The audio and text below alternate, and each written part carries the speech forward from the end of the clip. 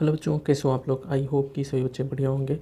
तो आज का अपना जो सेशन होगा ये होगा एग्जाम्पल का। एग्जाम्पल कौन सा 1.2 क्लास 11th की हमारी मैथ चल रही है। इसमें 1.2 के एग्जाम्पल को हम देखेंगे, उसके बाद एक्सरसाइज को देखेंगे।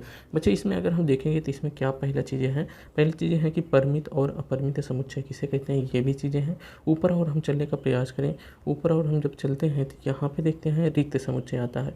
रिक्त समुच्चय किसे कहते हैं, इनकी हम बात करेंगे। परिमित या फाइनाइट या इनफाइनाइट समुच्चय किसे कहते हैं, उसकी बात करेंगे। नल सेट या खाली समुच्चय किसे कहते हैं, उसकी बात करेंगे। समान समुच्चय क्या होता है, उसकी बात करेंगे। इन सभी समुच्चयों के हम इसमें बात करने वाले हैं।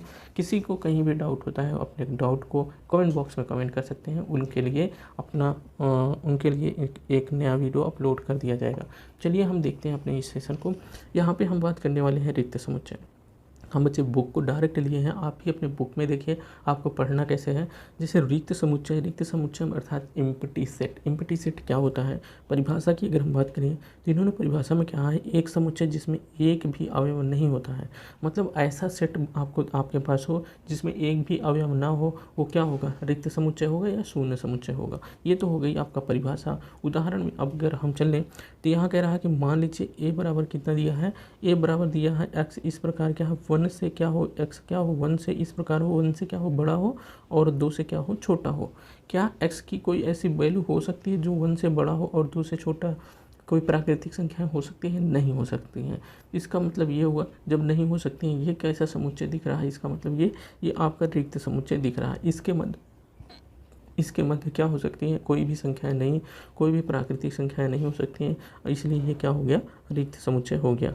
यहाँ तो हमने बात कर लिया रिक्त समुच्चय। उसके बाद हम बात कर लेते हैं यहाँ परिमित और अपरिमित समुच्चय, फाइनाइट या इनफाइनाइट समुच्चय की बात कर लें। ए बराबर जैसे बच्चे यहाँ पे इसकी परिभाषा की अगर बात कर लें पहले कि एक समुच्चय जो रिक्त है वो रिक्त समुच्चय किसे कहते हैं। एक समुच्चय ऐसा होगा उसे रिक्त कब कहलाएगा, जिसके अवयवों की संख्या निश्चित हो। सॉरी, रिक्त समुच्चय नहीं, हम फाइनाइट और इनफाइनाइट समुच्चय की बात कर रहे हैं। अगर आपको ऐसा समुच्चय दिखे जिसमें आप उसके समुच्चय या उसके संख्या, उसमें जो संख्या दी गई है उसको आप काउंट कर सकते हैं या निश्चित है, तो वो क्या होगा, वो फाइनाइट समुच्चय या परिमित समुच्चय कहलाएगा।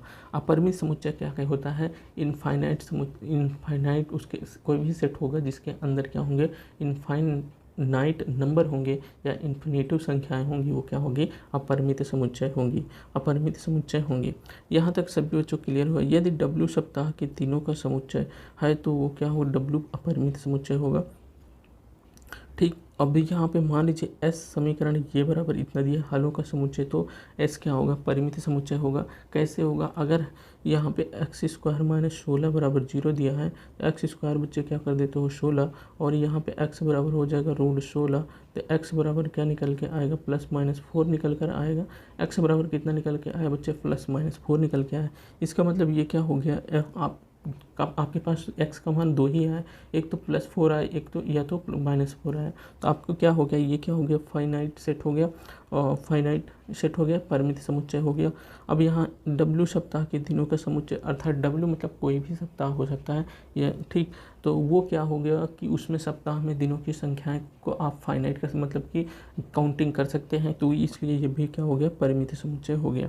अपरिमित समुच्चय ये वाला होगा। अपरिमित समुच्चय क्या होगा, G किसी रेखा पर स्थित सभी बिंदुओं का समुच्चय। सभी बिंदुओं, G कोई भी रेखा है उस पर सभी बिंदु क्या होंगे, इन्फिनिटिव नंबर आपसे बिंदु होंगे, तो उनका समुच्चय जो होगा वो क्या होगा, अपरिमित होगा। ठीक, क्या होगा, अपरिमित होगा। इतना हो गया। मतलब आपको बच्चे जानना ये है कि अपरिमित सेट कैसे हो कहते हैं, जो इन्फिनिटिव नंबर्स की बात करेगा तो वो क्या हो जाएंगे, अपरिमित समुच्चय हो जाएंगे। या आपके ध्यान में रखना है कि जिनका हम काउंटिंग नहीं कर सकते हैं, ऐसे नंबर जो सेट में रखे हों उनको हम काउंटिंग नहीं कर सकते हैं, वो क्या हो जाएंगे, अपरिमित समुच्चय हो जाएंगे। उसके बाद अगर बात करें फाइनाइट सेट या परिमित समुच्चय ऐसे समुच्चय होते हैं जो इसका हम क्या कर सकते हैं, जिसके अंदर एलिमेंट जो होते हैं, सेट के अंदर जो भी एलिमेंट होते हैं परिमित समुच्चय के, वो क्या होते हैं, उनको हम काउंट कर सकते हैं। तो वैसे इस तरीके के समुच्चय को परिमित समुच्चय कहते हैं। इतने बच्चे क्लियर हुआ। उसके बाद हम चलते हैं आगे यहाँ पे अगर हम देख लें कुछ परिमित और अपरिमित समुच्चय के क्या कर दिए गए हैं, उदाहरण दिए गए हैं। यहाँ देखो परिमित और अपरिमित समुच्चय के क्या करने गए हैं, उदाहरण दिए गए हैं। पहला वाले में देखें, पहला वाला अगर हम देखें x इस प्रकार है, x बिलोंग कर रहा है नेचुरल नंबर में, तो x यहाँ पे इक्वल टू कितना 0 दिया है। क्या ये परिमित समुच्चय है या अपरिमित समुच्चय है? यहाँ पे देखेंगे तो ये क्या हो जाएगा, एक परिमित समुच्चय हो जाएगा। कैसे? x माइनस 1 बराबर यदि हम 0 ले तो x बराबर अपन के पास निकल के आएगा 1। यदि हम इसको क्या कर दें, x माइनस 2 बराबर 0 ले तो x बराबर निकल के आएगा अपन के पास बच्चे कितना, 2 निकल के आएगा। इसका मतलब हमारे पास 2 संख्याएँ निकल के आ रही हैं या x का 2 मान निकल के आ रहा है। तो इसका मतलब क्या हो जाएगा, जो x का मान निकल के आ रहा है उसको हम काउंटिंग कर सकते हैं। जब हम x के मान को काउंटिंग कर सकते हैं तो वो कैसा समुच्चय हो गया, आपका परिमित समुच्चय हो गया, परिमित सेट हो गया। तो अपन पहले वाले को क्या लिखेंगे, पहले वाले को क्या लिखेंगे, ये क्या होगा, परिमित होगा। क्या होगा, परिमित समुच्चय होगा। दूसरा वाला की हम बात करें, दूसरे वाले में दूसरा x क्या बोल कर रहा है, नेचुरल नंबर में बिलोंग कर रहा है। जब नेचुरल नंबर में बिलोंग कर रहा है, एक्स स्क्वायर इक्वल टू 4 दिया है, x बराबर क्या हो जाएगा, √4 हो जाएगा। x बराबर हो जाएगा प्लस माइनस 2 निकल कर आएगा। x बराबर कितना निकल के आएगा बच्चे, प्लस माइनस 2 निकल के आएगा। जब x का मान कितना निकल के आया, x का मान निकल के आया या तो प्लस होगा या तो माइनस 2 होगा। ठीक, ये 2 मान निकल के आए। इसका मतलब इसमें भी हम x के जो मान होगा उसको फाइनाइट कर सकते हैं, काउंटिंग कर सकते हैं। तो ये क्या होगा, x का जो मान हम काउंटिंग कर सकते हैं, तो ये क्या हो जाएगा, आपका परिमित समुच्चय हो जाएगा। परिमित समुच्चय में हमने देखा है, परिमित समुच्चय में क्या देखा है बच्चे के, परिमित समुच्चय में देखा है कि वो संख्या है जिनका हम काउंटिंग कर सकते हैं। समूह की वो संख्या है, समुच्चय की वो संख्या है जिनका हम काउंटिंग कर सकते हैं, वो परिमित समुच्चय कहलाती हैं। यहाँ पे देखेंगे x इस प्रकार x बिलोंग कर रहा है नेचुरल नंबर में और 2x माइनस 1 इक्वल टू 0 है। 2x माइनस 1 इक्वल टू 0, तो 2x बराबर 1 है। तो x बराबर क्या हो जाएगा, 1 बाई क्या हो जाएगा, 2 हो जाएगा। x बराबर 1/2 हो गया। इसका मतलब क्या हो गया, ये हो गया, ये क्या हो गया, परिमित समुच्चय हो गया, परिमित समुच्चय हो गया। ठीक, यहाँ पे एक बच्चे का चौथा नंबर x इस प्रकार है, x बिलोंग कर रहा है नेचुरल नंबर में, x एक अभाज्य संख्या है। x क्या है, एक अभाज्य संख्या। देखो x जो अभाज्य संख्याएं होंगी वो कितनी हो जाएंगी, वो इन्फिनिटिव नंबर्स ऑफ अभाज्य संख्या हो सकती हैं। इसलिए यहाँ पे अगर हम बात करें, ये क्या हो जाएगा, ये वाला जो होगा ये अपरिमित समुच्चय हो जाएगा। अपर यहाँ पे हम हटा देते हैं, आगे लिखते हैं, नहीं तो बच्चे ये आपको पता चलेगा कि ये दूसरे वाले का है। ये क्या हो जाएगा, अपरिमित समुच्चय हो जाएगा। ये क्या हो जाएगा, अपरिमित समुच्चय हो जाएगा। x इस प्रकार है, x बिलोंग कर रहा है नेचुरल नंबर में और x क्या है, विषम संख्या है। x क्या है, विषम संख्या है। x अगर विषम संख्या है तो यहाँ पे देखेंगे x विषम संख्या है, ये क्या होगा, क्या ये एक परिमित समुच्चय हो सकता है। यहाँ पे देखेंगे तो ये क्या है, अपरिमित समुच्चय होगा। क्योंकि यहाँ पे अभाज्य संख्या की बात करें, अभाज्य संख्या इन्फिनिटिव नंबर्स ऑफ अभाज्य संख्याएं हो सकती हैं। और यहाँ पे विषम संख्याओं की बात करेगा तो ये भी क्या हो जाएगा, अपरिमित हो जाएगा। क्योंकि इसका भी हम काउंटिंग नहीं कर सकते हैं, कितनी विषम संख्याएं हो सकती हैं, इन्फिनिटिव नंबर्स ऑफ विषम संख्याएं हो सकती हैं। चलिए, यहाँ तक सभी बच्चों को क्लियर हो गया होगा। हमने कहा कि इसका भी हम फाइनाइट कर सकते हैं, x का मान इसमें भी हम निकाल सकते हैं, किसमें, x का मान इसमें भी निकाल सकते हैं, x का मान इसमें भी हम काउंट कर सकते हैं, x का मान इसमें भी काउंट कर सकते हैं। तो ये सब क्या हो जाएंगे, परिमित हो जाएंगे। x अभाज्य संख्या है, इसको हम काउंटिंग नहीं कर सकते, ये अपरिमित हो गया। विषम संख्याओं को हम काउंटिंग नहीं कर सकते, तो ये भी क्या हो जाएगा, अपरिमित हो जाएगा। इतना सभी बच्चों को क्लियर हो गया। चलते हैं, अब अगला सेट जो आता है वो होता है समान समुच्चय। समान समुच्चय की अगर हम बात करें तो ऐसा सेट जिसका यहाँ पे परिभाषा में देख लें, दो समुच्चय ए और बी समान कहलाएंगे। कब कहलाएंगे, जब उनके समान अवयव हों, अर्थात ए और बी के अवयव क्या होने चाहिए, समान हो जाएंगे, तो क्या हो जाएगा, समान समुच्चय कहलाएगा। पहले वाले में देखें, मान लीजिए कि ए क्या है, ए है 1 2 3 4 है, क्या है 1 2 3 4 है, और बी भी क्या हो जाएगा 3 1 4 2 है। तो ये क्या होगा, समान समुच्चय होगा। यहाँ पे 1 है, यहाँ पे भी बच्चे 1 है, 2 यहाँ पे है, 2 भी यहाँ पे है, 3 यहाँ पे है, 3 यहाँ पे है, 4 यहाँ पे है, 4 यहाँ पे है। तो इसका मतलब ये हुआ कि जितनी संख्याएं इसमें है उतनी ही संख्याएं बी में भी है। ये सभी संख्याएं क्या हो जाएंगी, समान दिख रही। तो इसका मतलब ए इक्वल टू बी क्या हो जाएगा, बराबर हो जाएगा। ठीक, समान समुच्चय कहलाएगा। ठीक, यहाँ पे इतना क्लियर हो गया बच्चे। जब इतना क्लियर हो गया तो आगे चलते हैं। आगे क्या करेंगे, मान लीजिए कि ए 6 से कम अभाज्य संख्याएं तथा पी 30 के अभाज्य गुणनखंडों के समुच्चय हैं। स्पष्ट है कि समुच्चय ए और पी समान है, क्योंकि केवल 2 3 और 5 ही संख्या 30 के अभाज्य गुणनखंड और 6 से कम भी हैं। अगर हम इसमें बात करें, यहाँ पे देखें,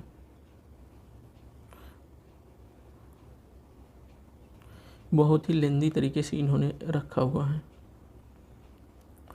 यहाँ पे देखिए कह रहा है मान लीजिए ए क्या हो 6 से कम अभाज्य संख्या हो, 6 से कम अभाज्य संख्या हो और 30 के अभाज्य गुणनखंडों के समुच्चय है, 30 के अभाज्य गुणनखंडों का समुच्चय। तो ये क्या हो जाएगा 5 और क्या हो जाएगा 2, 3 और 5। ये क्या हो जाएगा आपको 30 को क्या करेगा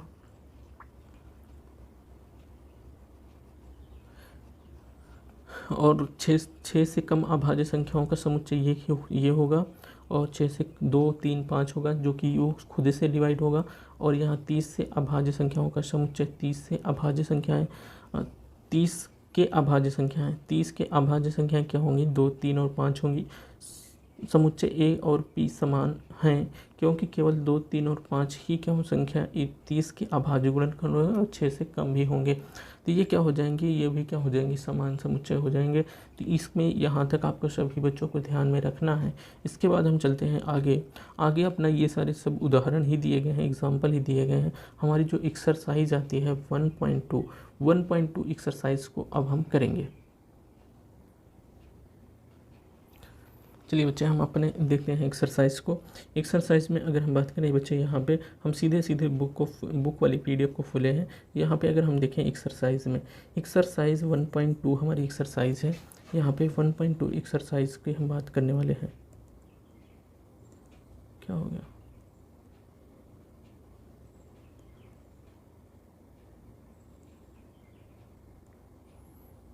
चलिए हम यहाँ पे क्वेश्चन के देखें। कह रहा है कि निम्नलिखित में से कौन से रिक्त समुच्चय के उदाहरण है। रिक्त समुच्चय के बच्चे हमें उदाहरण को देखना है, रिक्त समुच्चय के उदाहरण को देखना है। अब देखो यहाँ पे पहला क्या कह रहा है, पहला कह रहा है कह रहा है कि 2 से भाज्य विषम प्राकृतिक संख्याओं का समुच्चय।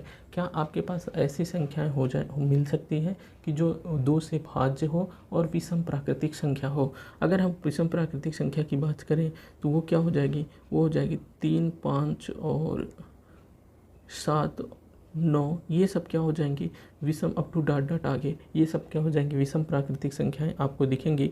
2 से विषम प्राकृतिक संख्याओं का समुच्चय। क्या ये सभी 2 से भाज्य हैं? बिल्कुल 2 से भाज्य नहीं होती हैं। इसलिए जो विषम प्राकृतिक संख्याएं होंगी वो क्या होंगी 2 से भाज्य नहीं होंगी। इसलिए ये क्या हो जाएगा अपना, ये हो जाएगा अपना रिक्त समुच्चय हो जाएगा। तो रिक्त समुच्चय अपना पहला रिक्त समुच्चय हो जाएगा। दूसरे की बात करें, दूसरे में कह रहा है सम अभाज्य संख्याओं का समुच्चय। सम अभाज्य संख्याएं का समुच्चय इसमें बात कर रहा है। इसमें क्या हो जाएगा अगर, तो ये क्या हो जाएगा रिक्त समुच्चय नहीं होगा। क्यों नहीं होगा? क्योंकि जो 2 होता है ना, 2 क्या होता है सम भी होता है और अभाज्य संख्या भी होती है। तो 2 क्या होगा सम संख्या भी है और क्या है और क्या है अभाज्य भी है। क्या है बच्चे? अभाज्य भी है। 2 क्या होगा सम संख्या भी है और 2 क्या है अभाज्य संख्या भी है। ये क्या हो जाएगा 2 अपना रिक्त समुच्चय नहीं होगा, पहला रिक्त समुच्चय होगा। अब हम यहाँ पे चलते हैं x। इस प्रकार x एक प्राकृतिक संख्या है और जो x का मान है यहाँ पे जो x है वो क्या है 5 से क्या होगा, x का मान 5 से छोटा होगा और x का मान क्या होगा 7 से क्या होगा, इस 7 से x का मान बड़ा होगा। अब क्या आपके पास क्या हो सकता है 5 से छोटा मतलब कि 5 से छोटा मतलब इस साइड में 4, 3, 2, 1 और एक x का मान क्या कह रहा है, x का मान कह रहा है कि 7 से बड़ा होना चाहिए।